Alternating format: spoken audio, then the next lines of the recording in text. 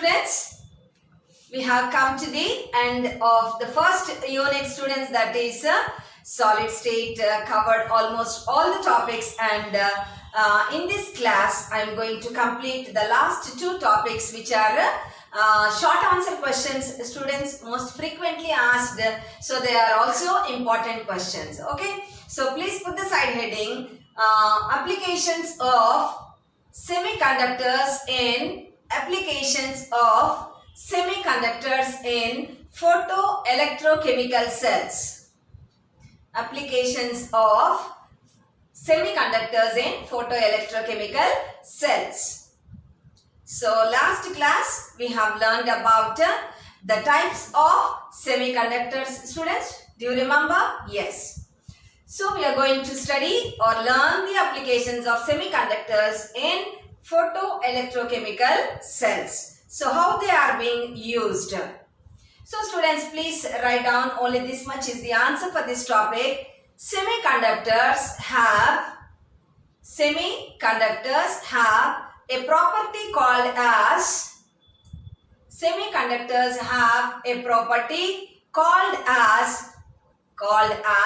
photoconductivity.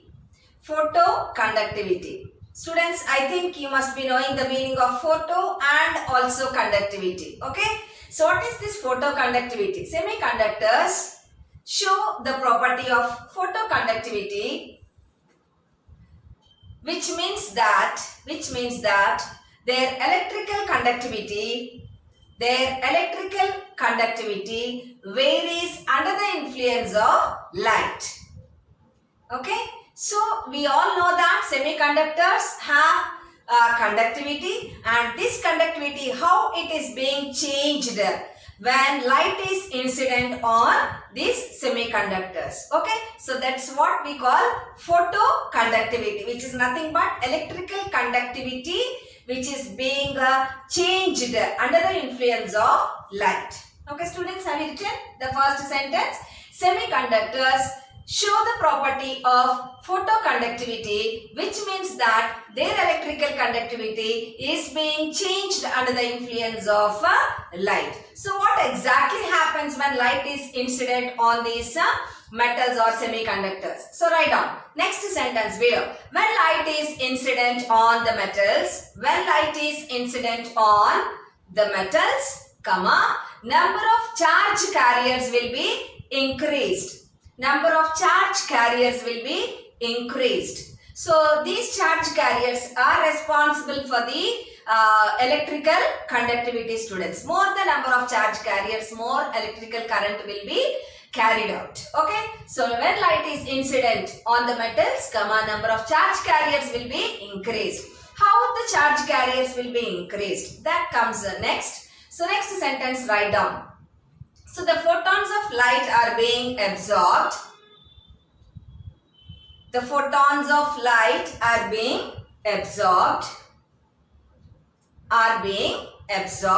So this is happening when, students? When light is incident, what is happening? Charge carriers will be increased.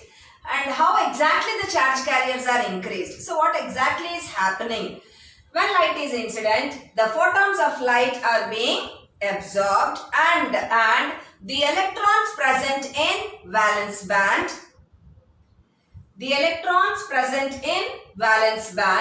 get ionized, by which an electron and a hole will be created. What's the meaning of hole, students? It is a positive charge. Electron minus. Okay, so the photons of light are being absorbed. By which the electrons in valence band are get ionized, by which an electron and a hole will be created. Okay, so when external circuit is connected, these extra electrons and positive charges which are being created, when the electrons are being ionized in the valence band, the current will be flowing, or current will be carried by these electrons and the positive charges. Okay, so last sentence, write down. Hence, Hence, current is carried out. Hence, current is carried out throughout the external circuit. Full stop. Last sentence write down. The amount of current flowing through the circuit. The amount of current flowing through the circuit depends upon the number of photons being absorbed. So, more number of photons when they are absorbed, what happens? More amount of the current will be carried out. Okay, last sentence students. Amount of the current flowing through the circuit depends on number of photons being absorbed. Full stop. So, this is the answer for your applications of semiconductors in photoelectrochemical cells. Draw a line till here. Next topic, put the side heading students. Miller indices. Spelling M-I-L-L-E-R. Miller indices. I-N-D-I-C-E-S. Where did we come across this word indices students? In this chapter only, not in your intermediate, not in your previous semester. In this chapter only, where did we come across this word indices? Yes, in the beginning, second law of crystallography. Okay, so once after the definition, I will give you some 1 minute of time. You can go back and have a glance at that. Okay, so write down the definition of Miller indices. The reciprocals of the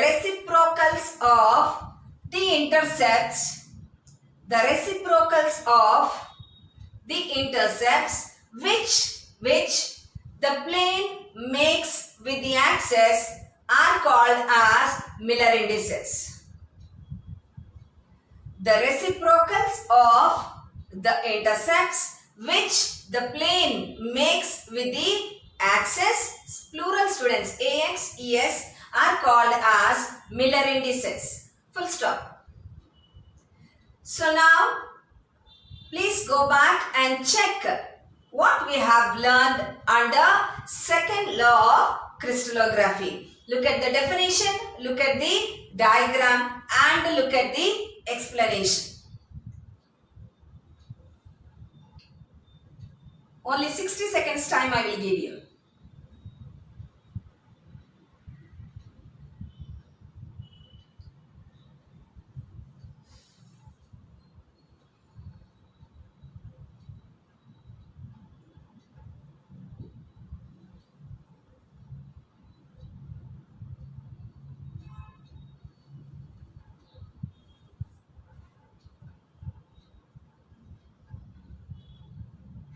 Okay, now come back to the Miller indices. Take a scale, pencil, draw this diagram. So whatever diagram we have drawn there, the same diagram we will be drawing here. So Miller indices, a little extension of second law of crystallography students. So take a pencil, scale and please draw this diagram. So all the three axes X, Y, Z. Mark this point, center point as O. So here OX, OY and OZ are the crystallographic axes. Mark the unit plane students A, B, C. And mark this distance as small letter A, this distance as small letter B, this distance as small letter C. The distance at which the unit plane cuts the axis is called as intercept. Next, LMN. What is it? It is the face of a crystal. So mark it with a dotted line just to show the difference between unit plane and the face of a crystal. Okay students, drawn. Now the same explanation of this diagram we will give here like we have given there. So let ABC be the unit plane. Write down. Take your pen now. Let ABC be the unit plane. Below OX, OY, OZ, the crystallographic axis. OX, OY, OZ, crystallographic axis. Below A, B, C, small letters A, B, C, intercepts of unit plane. Intercepts of unit plane. Next, below LMN. I think students there we have given KLM. Am I right? Yes. KLM, let it be the face of a crystal. Face of a crystal. Now, you know the intercepts of LMN, how they can be determined. That we have learned from the second law of crystallography. The same we are quoting here again. The intercepts of LMN, that is, students look here, this is LMN, okay? The intercepts of LMN, that is OL, OM and ON, the distance, this distance. The intercepts of LMN, that is OL, OM and ON are expressed as the multiples of A, comma B and C. What are small letters A, B and C, students? They are the intercepts of unit plane. Okay. So, are expressed as multiples of A, comma B and C. I have explained you how to take the integral multiples of intercepts of unit plane. Okay. So, that is generally I am taking here LA, MB and NC. So, how to get LM and N also I explained you. Kindly go back to that video and check once. So, generally we are giving students LA, MB and NC where L, M, N are the whole numbers. L, M, N are the whole numbers. Full stop. Okay. So, till here we have learned from the second law, students. Now, next sentence. The reciprocals of these numbers,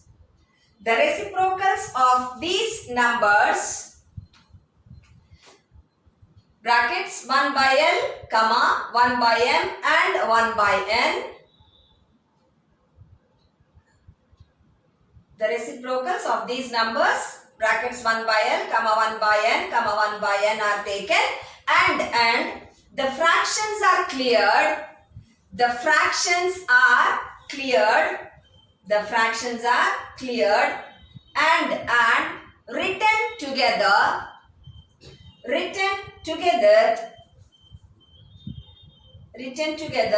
in brackets to give Miller indices. Okay, so this is the explanation that you are writing under Miller indices, students. Okay, so now how to write the fraction, how to clear the fraction, and after clearing, how to write it together in the brackets, I will show you in the form of numericals. Okay, so till here, if you don't understand also, don't worry. I will give you the examples, then it will be easy for you. Next, put the side heading, problems. Problem number 1. Determine the Miller indices for a plane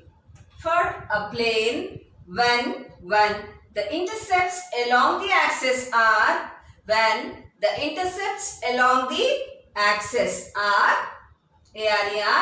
2A, 3B and 2C.